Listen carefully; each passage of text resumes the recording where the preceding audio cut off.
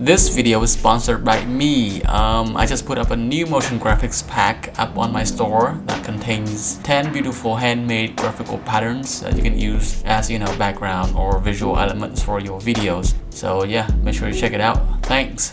What is the meaning of life? Why are humans self-aware? And what is my purpose in this universe? In today's video, we're not gonna be answering those questions. Instead, we're gonna be answering some even better ones that you guys have asked me on Instagram. Alright, so the first two questions actually. Is there a roadmap for learning After Effects? I found that the software is too vast to learn. And can you tell everyone roadmap, some stuff like roadmap? I'm gonna condense those two questions together because they're pretty much on the same page. The way I see about roadmap is they're not gonna be like a perfect roadmap for everyone. Everybody is gonna approach After Effects and motion design from different regards. Such as me, I'm coming from like a more of an editorial background. I've always been interested in doing video editing, so therefore I think of motion design in the same way as I'm sequencing layer and sequencing footages together in order to tell a story. The way that I think about doing stuff in After Effects is there's always a beginning and there's an ending. My job is gonna be to figure out, well, what's the best way to make sure that what happens in the middle is interesting, is fascinating enough for the viewers to see. So I'll say, if I was to suggest a roadmap, what I say is that you can jump into After Effects and learn about the timeline. Make sure you learn about all of the essential tools first. In order to animate, you need to know how to master laying down keyframes, get an object from point A to point B, and then learn about all the principles of animations in order to make sure that the object, when it goes from point A to point B, make sure it goes in the most interesting way possible. And then you can move on to familiarizing yourself with more principles on design, such as color and composition and where to direct the viewer's eyes. I think on the scale of importance within a motion design work, that's where it takes like 90% of the importance of the work. Yeah, so make sure you take a deeper dive on that. I'm gonna link you guys to this website over here by School of Motion, which lists out a pretty good list of tips for learning After Effects to get your motivation up. I especially like the second one. Don't try to hack After Effects using third-party plugins or confusing workflows and effects-heavy tricks. Just don't do it. Just stick to the principles. Any idea how to make Adobe Premiere less? This was asked by my friend after I mentioned in one of my stories that I couldn't somehow mask a footage inside of Adobe Premiere as easily as I can in After Effects, which really frustrates me. I'm gonna have to shout out to Baviet as well, since he suggested this workaround in After Effects. Instead of using the traditional masking in Adobe Premiere, you can head up to the crop tool in the effects properties. So if you want to mask out this middle part of the footage, you can crop down maybe like 30% to the left of the footage and 30% to the right, 50% from the top, and something from the bottom, and then you can get that specific part. It's a neat workaround. Yeah, it doesn't have the flexibility that you have inside of a mask, but yeah, it works. So yeah, that's one way to make Adobe Premiere less What's your name? Anda asked me to show her some step-by-step C4D dark magic. I'm not gonna say that I'm a C4D expert, but yeah, what I can show you is something that Major VFX Matthias Otamola, who I look up to a lot, he showed me this trick while I was at Adobe Max in 2018, and he was sitting behind the Maxon booth, and he showed me this one trick that I will never forget that I'm gonna show you guys right now. What I've got here is I'm gonna put in a pretty simple cube setup as you always do, and I'm gonna render it out here using Redshift. And right now we get a pretty basic look of the cube, but what he showed me absolutely blew my mind. If you go over here into the cube setting and go to fillet, you can actually just smoothen out the edges of the cube, and it makes it more interesting to look at. What? I asked him if he could show me some tricks in Cinema 4D that makes my works look better. And this is what he did. He showed me how to fillet in a cube, which just makes this cube over here 10 times better. So yeah. It's never too late to start a channel. What's your take on that? And also, how do you balance with life? It's true. It's never too late to start a channel, but it might be too late if you want to be a YouTuber in a classical sense. I think that back then you set up a camera, you talk about things, and you edit it in a funny way and in an interesting way, and then tons of people are gonna watch it. I don't think it's like that anymore. If you want to be big now on YouTube, you're gonna have to have a whole production team behind you.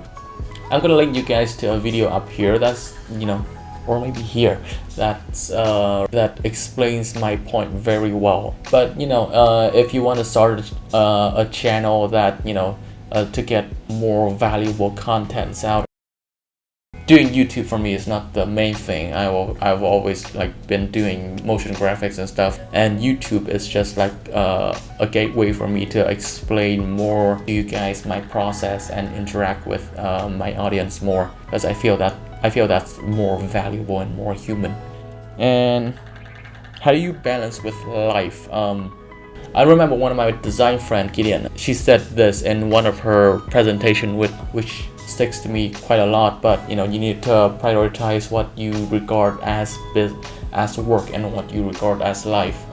She doesn't think that balance can be achieved in the classical sense that you can work for a couple of hours and then somewhere else and do the thing that you enjoy for a couple of hours. I sort of agree with her. I don't think life works like that. I cannot tell you to write down a note what time you're gonna do this, what time you're gonna do that.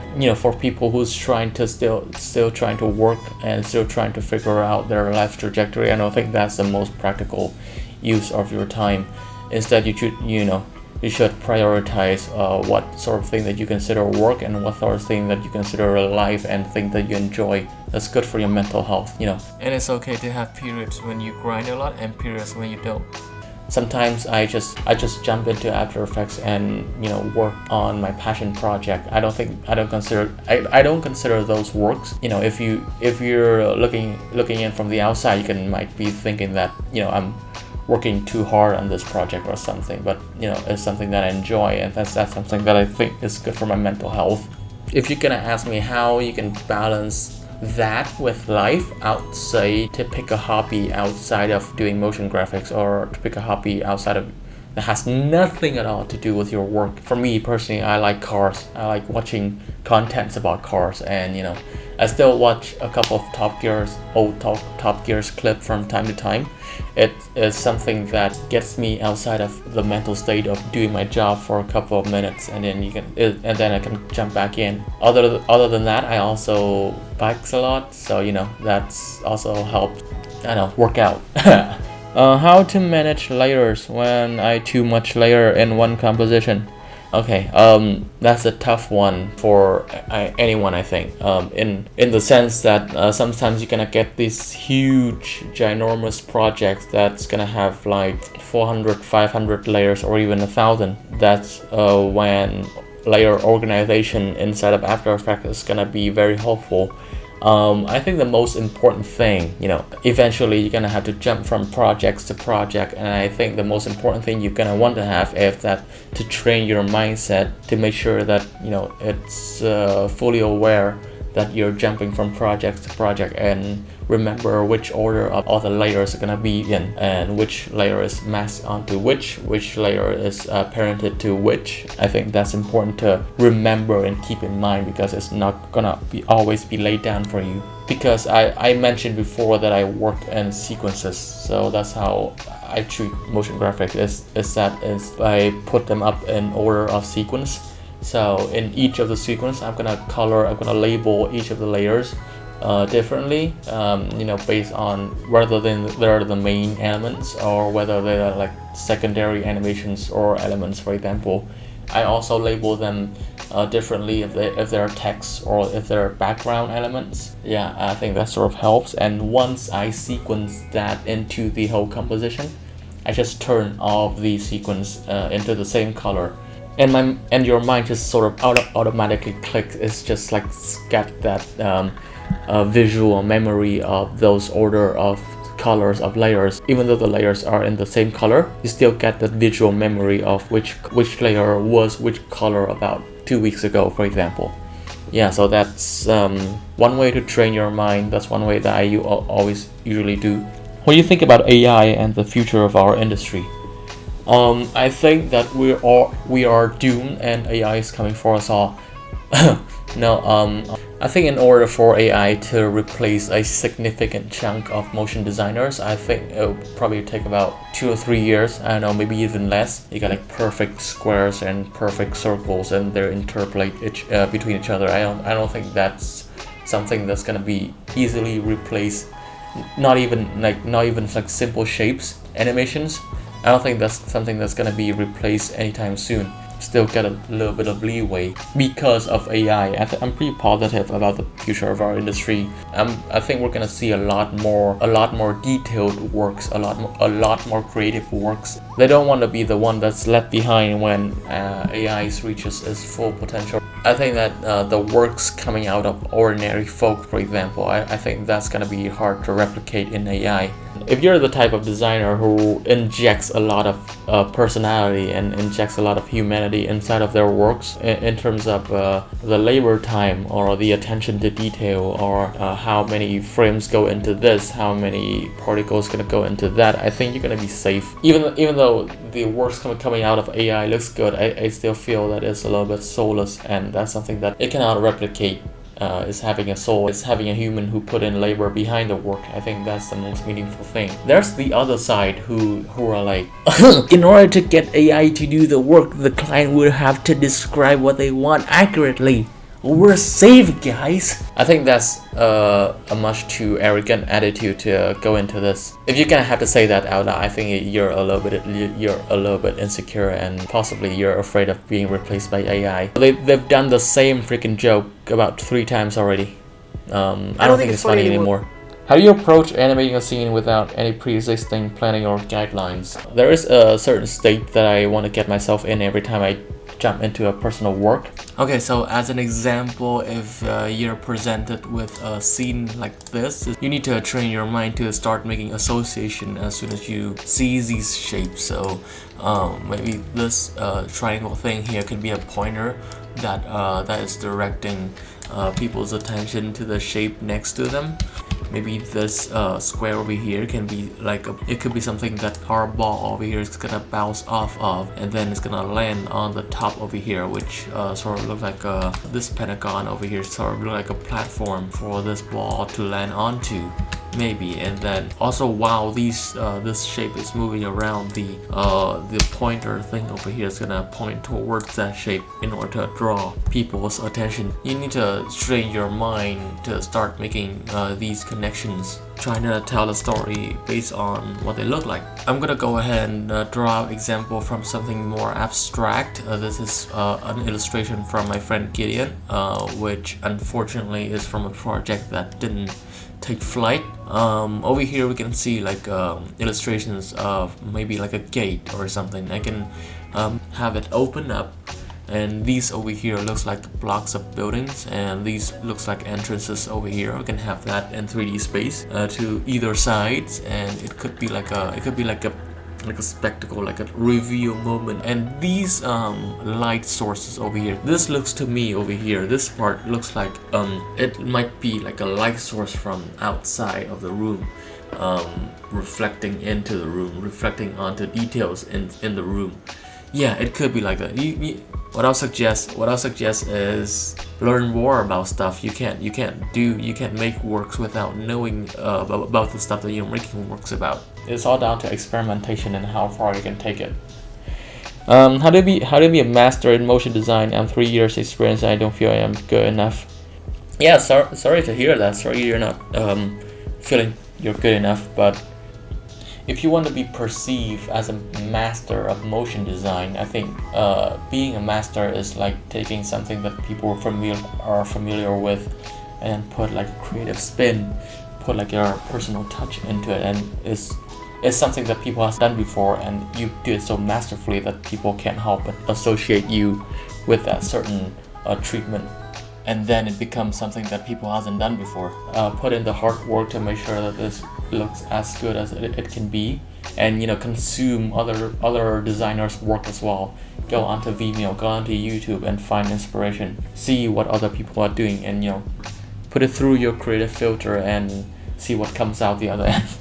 The difference between animator and motion graphics designer. I think that there's might be a lot of overlap between the two. I think animators mostly deal with how to make the movement as expressive, and how you can make the audience resonate with the movement as much as possible.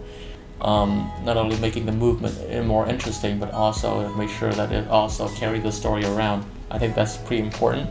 On the other hand, motion graphic design, I think, mostly deal with graphic design elements and the way that you make them move in order to tell a story, in order to tell a narrative. It mostly deals with how you set up a scene and how you can make the audience feel based on your composition. I think the line between those is starting to get continuously blurry thanks to Across the Spider-Verse, and I've watched it with my friends, and I think it's just brilliant in the way that they incorporate motion design elements into basically an animated movie, an animated piece, and it tells the story really well. Beforehand, I thought there's only so and so thing you can do with like a halftone texture. It's something that that feels like it's from an indie movie on Vimeo, like get a staff pick. Not something that I'll see on a cinema screen. It is brilliant, especially I can point out a scene that stuck out to me, which is the scene, all the scenes where Gwen was talking to her dad. The way that they just framed the two characters, the elements that surround the characters when they talk to each other, and how the conversation progresses is also reflected onto the elements in the background. Yeah, it's great. Brilliant scene. Really carries my point that maybe motion graphics and animation is not as far from each other as we thought. So yeah, that's all the questions from Instagram. Thank you guys for taking your time out to ask these questions. Yeah, it's been a year since I took this YouTube thing seriously, so thank you guys for hanging out. Thanks for always sticking around with my videos, and I'll catch you in the next one. Bye bye.